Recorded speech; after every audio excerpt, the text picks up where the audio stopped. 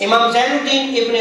رجب حنبلی فرماتے ہیں کہ اہل شام کے تابعین، شام کے رہنے والے جو تابعین تھے، تابعی کہتے ہیں جس نے صحابہ کو دیکھا ہو، جس نے صحابہ کو دیکھا ہو، اہل شام کے تابعین مثلا حضرت خالد بن معدان، حضرت امام مکحول، حضرت لقمان بن عامر،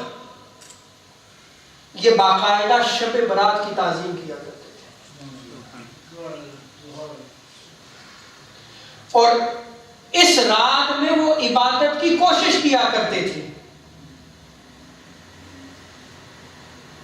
کیا اہتمام کرتے، کیسے اہتمام کرتے؟ میں تابعین کا کو نقل کر رہا ہوں، ان کے عمل کو نقل کر رہا ہوں کہ عمدہ کپڑے پہنتے، خوشبو لگاتے، سرما لگاتے، اور رات کو مسجد میں جو ہے وہ نوافل پڑھا کرتے تھے،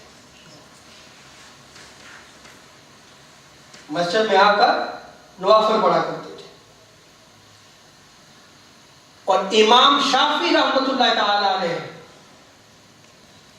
بہت بڑے امام محدث،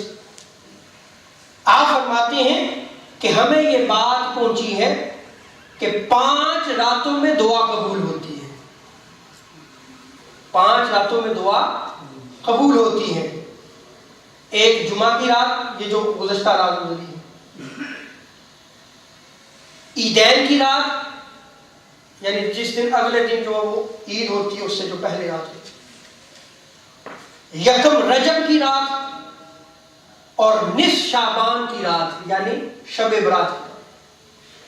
ان تمام راتوں میں امام شافعی فرماتے ہیں کہ عبادت کرنا جو ہے وہ مستحب بھی ہے، اور ان راتوں میں جو ہے وہ دعا قبول بھی ہوتی ہے۔